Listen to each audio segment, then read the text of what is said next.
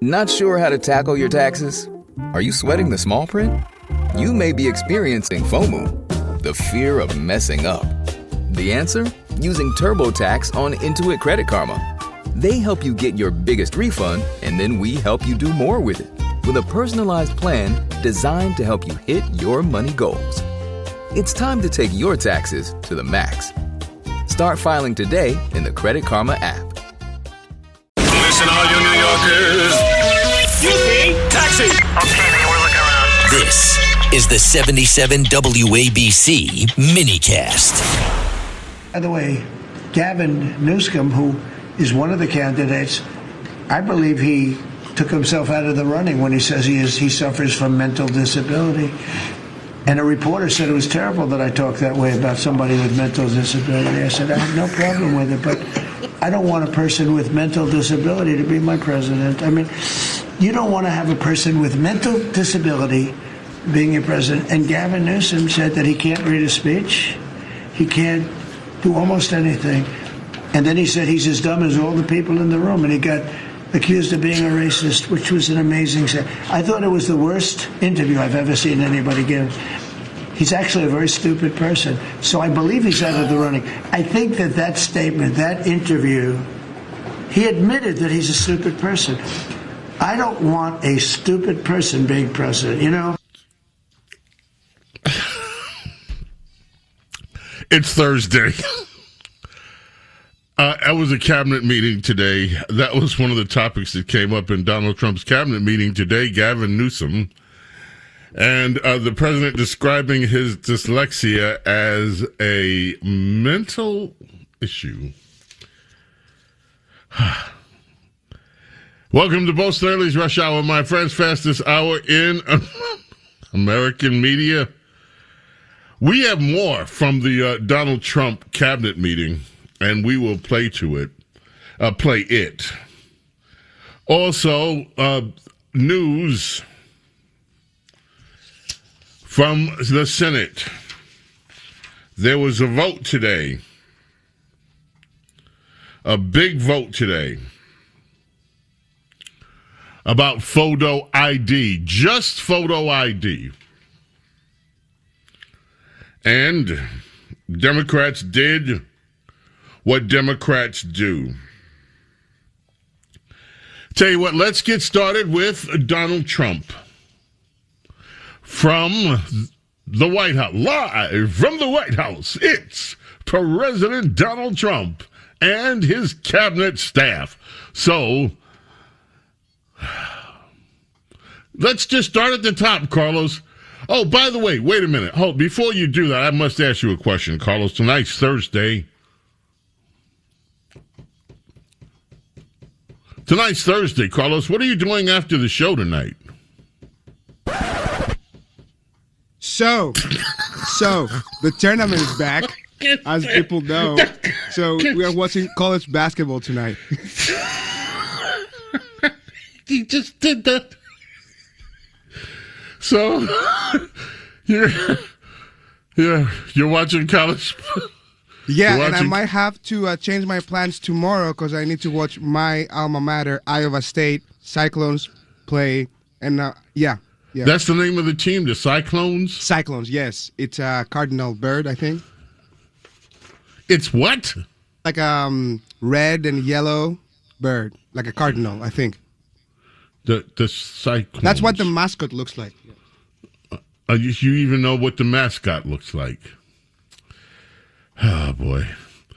Okay, well, so it's a basketball night for you, college basketball, as the March Sadness games continue.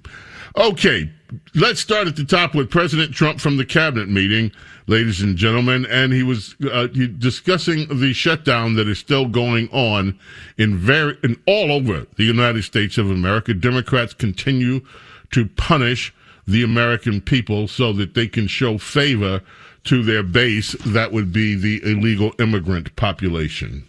We're now on day 41 of the disgraceful Democrat shutdown of Mark Wayne's department. Congratulations. We came into a department that's shut down by the radical Democrats.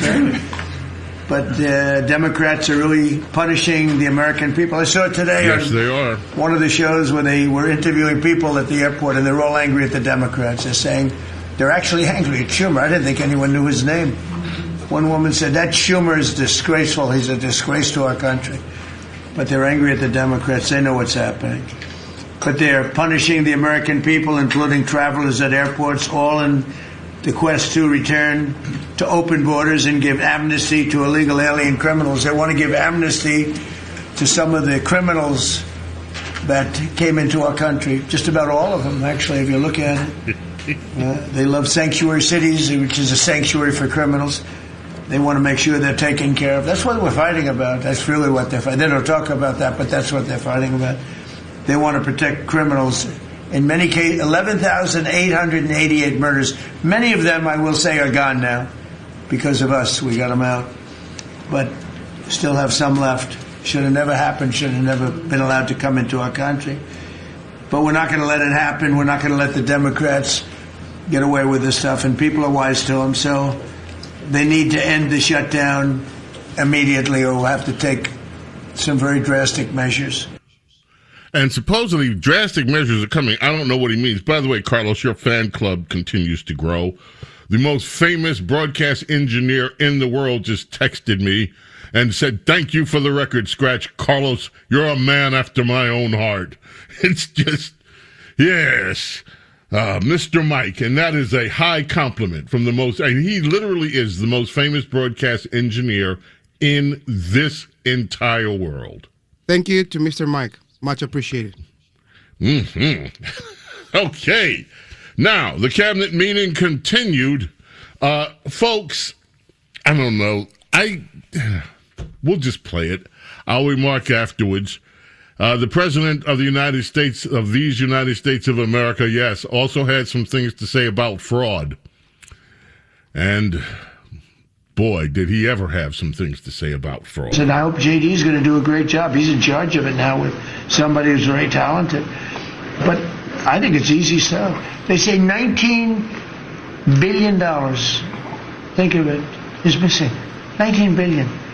You know, if we would solve half of the fraud problem, Pam, in this country, we would have more than a balanced budget. We'd have a surplus.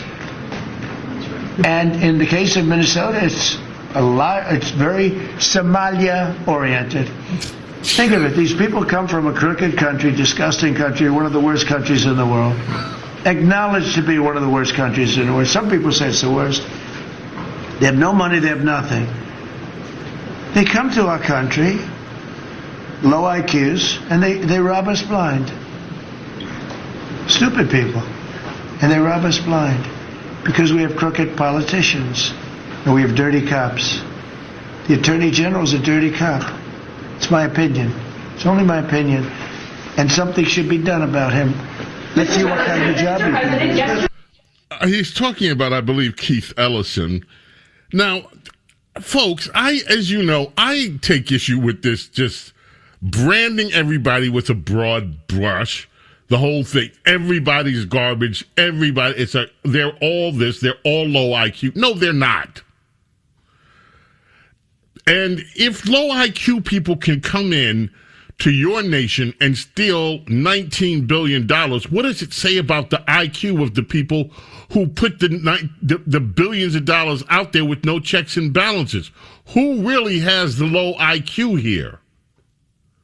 Because and I don't even think it's a matter of IQ. I think it's a matter of morals. If there was a moral IQ test, well, a whole lot of people would get caught up in that one.